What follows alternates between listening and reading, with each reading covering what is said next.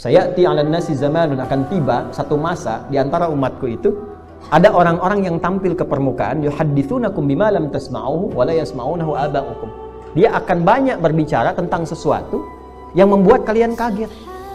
Jangankan kalian, orang dulu pun kalau mendengar itu ikutan kaget. Dan itu perkara agama. Perkara agama. Pernah dengar kalimat ini enggak?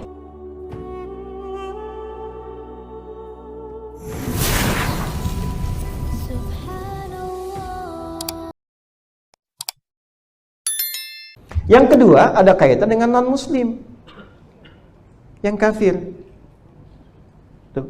Kafir tuh lawan dari iman ya. Lawan dari iman. Jadi iman lawannya kufur, mukmin lawannya kafir. Dan itu sangat terhormat. Bahasanya halus sekali. Halus sekali. Ya, ingkar itu kafir, yakin itu iman, ingkar atau menutup diri sehingga belum yakin, itu bahasa Arabnya kafara, kata kerjanya orangnya kafir. Dan itu saking terhormatnya katanya diserap ke dalam bahasa Inggris. Jadi cover. Ya, cover itu dari bahasa Arab. Dari bahasa Arab, ya. Banyak nanti kosakata dari bahasa Arab ke bahasa Inggris. Sugar. Maroon 5 bikin lagu Sugar itu kan? Ya. Kalau nggak salah itu. Ya. Adam Levine ya. Saya nggak suka musik. Cuman waktu riset dulu orang-orang rame apa? Saya riset kan untuk memetakan ini haram, ini yang masih ditoleransi, ini yang apa. Ya. Saya hafal beberapa itu, hafal tuh tahu gitu. Ya, bukan saya nggak suka musik, nggak suka. Ini karena kita lebih senang ke Quran. Tapi untuk riset kan kita lihat. Ini saya tahu karakteristik ini. Sampai saya notasi saya tahu Pak. C D F G A B C G A B C D F G D F G A B C D A B C D F G A F G A B C D A B C D F G A B C D saya tahu. Ya. Tapi apakah saya bisa main gitar? Tidak. Ya. Megang piano bisa, cuma megang. Main tidak, nggak bisa saya. Gitu ya. Tapi saya hafal karena untuk kebutuhan riset. Jadi ulama tuh begitu meriset dulu, nggak ujug-ujug haram, halal, tidak. Kapan jadi haram? Kenapa jadi halal? Diriset semuanya turunannya, dari ayatnya, dari hadisnya, dari macam-macamnya. Tapi mau saya katakan begini, saya ingin kembali ke sini gitu ya. Cover itu dari kata kafara. Ini kan cover, ada covernya nih buku ini. Kenapa ada covernya? Untuk menutupi yang di dalamnya. Kalau ditutup nggak kelihatan dalamnya. Kalau dibuka baru kelihatan nampak dalamnya. Sesuatu yang menutup sehingga tidak tampak, belum hadir ke dalam, itu kafara. Orang yang menutup diri sehingga tidak mau menerima informasi dan sampai ke dalam dirinya disebut kafir. Karena itu ketika, nah ini, ada ayat-ayat turun pada fase Makkiyah, banyak kalangan non-muslim. Banyak. Bahkan mereka juga untuk mencoba berinteraksi dengan Nabi Muhammad SAW. Di antara mereka ada yang nawarkan. Udah, kita itu toleransi aja. Jadi kisah toleransi itu 15 abad yang lalu sudah ada. Jadi kalau Anda khatam ayat-ayat Makkiyah, itu tenang kehidupan beragama. Ya, dan pembahasan ini dijamin oleh undang-undang pasal 29 ayat 2. Saya hafal undang-undang. Negara menjamin kemerdekaan tiap-tiap penduduk untuk memeluk agamanya masing-masing dan beribadah menurut agama dan kepercayaannya itu. Sampai saking pentingnya pasal ini diturunkan ke dunia pendidikan. Ya, coba lihat di Undang-Undang Sisdiknas itu. Ya, yang nomor 20 tahun 2003 itu. Ya, yang bagian B menimbang. Ya. Apa diantaranya pembahasannya? Mengamanatkan kepada negara untuk mengusahakan atau menyelenggarakan satu sistem pendidikan, itu kan? Apa sistem pendidikannya? Yang menguatkan keimanan dan ketakwaan kepada Tuhan Yang Maha Esa serta akhlak mulia yang diatur lewat undang-undang. Itu Undang-Undang Sisdiknas. Poin menimbang pasal B. Halo? Ya, jadi nilai keagamaan itu tetap melekat. Negara kita itu bukan negara agama, tapi cara kita berbangsa, bernegara, maka diisi dengan nilai-nilai keagamaan. Maka saat kita belajar menguatkan ini sedang menjalankan fungsi undang-undang. Pancasila sila pertama, ketuhanan yang Maha Esa. Nggak apa-apa sekalian kita ngaji juga. Ya, jadi kalau kita tahu harus bangga jadi Indonesia, bangga. Ya, saya bangga, saya Indonesia. Ya, saya hafal Pancasila, saya tahu undang-undang, dan saya hafal Quran misalnya, ya kan? Jadi bangga kita dengan itu semua, karena itu bagian dari ciri khas kita. Nah, kembali ke sini, itu kalau hafal ayat-ayat Makkiyah, kita khatam toleransi itu. Satu ketika, koleganya Abu Jahal dan kawan-kawan konsultasi ke kalangan orang Yahudi. Ya, gimana caranya, ya kan? Gimana caranya kita bisa mengonfirmasi kebenaran dari salahnya Muhammad SAW. Maka nanti Yahudi mengusulkan beberapa pertanyaan, termasuk nanti kisah Dzulqarnain, kisah Ashabul Kahf, makanya turun surah Al-Kahf itu. Tapi menariknya ketika datang itu, nah ini bahasa yang paling menariknya. Ya, kalau dalam bahasa kita begini, Muhammad SAW, udahlah kita nggak usah berselisih, nggak usah berperang, nggak usah rame-rame.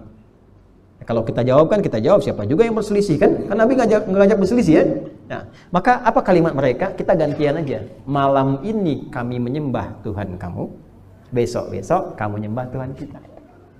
Jelas ya? Tapi walaupun mengajak bergantian, mereka tidak pernah mengatakan Muhammad semua agama sama, menuju pada Tuhan yang sama, cuman caranya beda-beda aja gitu kan. Nah itu. Jadi Abu Jahal pun Abu Jahal dia tidak pernah mengatakan itu. Ya. Makanya di hadis Muslim jilid pertama di kitab Muqaddimah ada 9 jilid di syarah Imam An-Nawawi. Nanti saya mungkin bawakan di pertemuan selanjutnya. Di hadis nomor 11 kalau saya nggak keliru. 11 sampai 12 ada bintang 2-nya. Itu Nabi pernah mengingatkan. Ya, sayati 'alan nasi zamanun, akan tiba satu masa di antara umatku itu ada orang-orang yang tampil ke permukaan, yuhadditsunakum bima lam tasma'uhu wa la yasma'unahu aba'ukum. Dia akan banyak berbicara tentang sesuatu yang membuat kalian kaget. Jangankan kalian, orang dulu pun kalau mendengar itu ikutan kaget.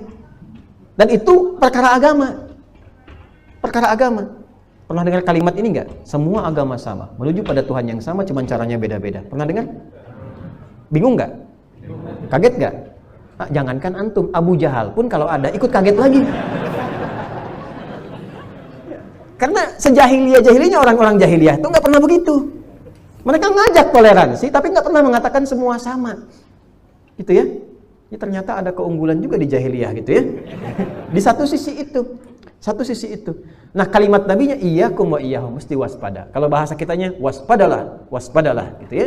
Itu bahasa Nabi itu iyyakum wa iyyahum. Tarik lagi. Ketika mereka mengatakan itu, turunlah satu surah dengan namanya. Kafir jamaknya kafirun.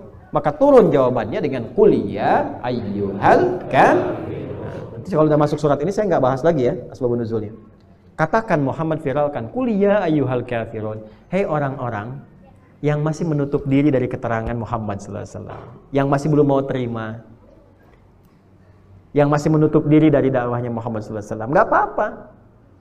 Ketika turun ayat itu secara terhormat, itu kelompok ini, duta ini, itu nggak marah. Enak aja disebut kafir misalnya, kan tidak begitu. Itu mereka menerima, karena turunnya itu dengan panggilan terhormat. Katakan Muhammad, pada orang-orang yang datang, itu yang masih menutup dirinya dari keterangan-keterangan Islam, dari cahaya Al-Quran.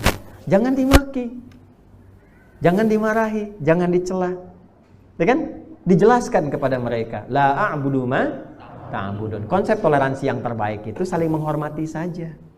Memang tidak usah berselisih, nggak usah saling menentang, nggak usah berkelahi, saling menghormati. Dan cara menghormati dalam keyakinan itu beribadah masing-masing. Saya menyembah apa yang saya sembah, Anda menyembah apa yang Anda sembah. Resiko kita menghadap Tuhan nanti kita tanggung masing-masing, ya kan? Kalian menghormati aja. Dalam suasana kemasyarakatan saling tolong-menolong. Kalau ada kekurangan saling bantu. Makanya nanti ada hadis Nabi yang lain. Kalau Anda masak masakan, baunya sampai ke tetangga, maka bagilah tetangga itu walaupun punya kuahnya. Tapi cara baca hadis itu jangan dari terjemahan. Saya sering katakan jangan sampai Anda masak opor, ayamnya Anda makan, kuahnya bagi tetangga. Tetangga Anda tanya, kok cuma kuahnya? Hadis Nabi. Nabi yang jadi tersangka. Ya kan? Bukan begitu caranya. Nah, itu prediksi yang sangat tinggi. Ke depan tuh kan ada juga bumbu-bumbu itu kan. Ada bumbu opor, tapi yang dimasak tempe. Ya? Supaya nggak salah persepsi, bagikan. Ya? Bagikan itu sekalipun yang dimasak cuma kuah. Tapi apakah hadisnya berkata, kalau tetangga Anda itu muslim saja? Tidak. Tidak. Hati-hati tuh yang punya rumah makan. Nyampe baunya tuh ya. Ya kalau mau buka makanan gratis, jangan dibatasi pada orang Islam saja. Anda masa ada tetangga, ini saudara kita mungkin sebangsa tanah air, ada yang Kristen, Hindu, Buddha, sebagainya. Masak makanan bagi. Ya. Ketika dibagi, saya datang dibagi. Aduh Bapak baik sekali. Bukan baik. Ini Quran yang mengajari saya untuk berbagi. Masya Allah. Besoknya kan mungkin Anda diketok. Assalamualaikum. Assalamualaikum tuh. Ya kan? Ada apa Bu? Apakah hari ini Quran sudah mengajarkan berbagi lagi? Oh iya. Alhamdulillah kan. Gitu. Jadi nggak pernah hadisnya mengatakan kalau tetangga Anda muslim saja, tidak. Jadi kalau Anda masak makanan jangan dilewati yang beda keyakinan. Ada tetangga Hindu, Kristen, Muslim, rumah ketiga. Anda masak, antarkan ke yang Muslim. Yang Kristen, Hindu ngeliat. Aduh Pak, kayaknya enak makanannya. Iya Pak, cuman sayang Bapak kafir. Gitu. Tidak. Ya, berbagi tetap. Jadi kalau itu dirawat, itu suasana kebangsaan itu nyaman. Kemasyarakatan tenang dan saling menghargai. Yang Kristen misalnya ke gereja dihormati, silahkan sesuai dengan keyakinannya. Yang Hindu ke pura, ya hormati silahkan. Tapi orang Islam gak usah ikut-ikutan ke sana. Sholawatannya di masjid. Jangan pindah sholawatan ke tempat ibadah orang lain. Paham nggak? Ya, itu kalau khatam makkiyah nggak akan aneh-aneh. Dan itu saling menghargai, langsung turun akhirnya lakum dinukum. Nah, itulah tingkat toleransi tertinggi dalam berkeyakinan. Makanya toleransi agama itu zero tolerance. Prakteknya begitu. Zero tolerance itu bukan nggak toleransi. Toleransi yang terbaik itu saling menghormati. Silahkan, jangan dicampur-campur. Tapi untuk urusan kemasyarakatan saling membantu. Itu Islam tuh indah. Nah, ayat-ayat yang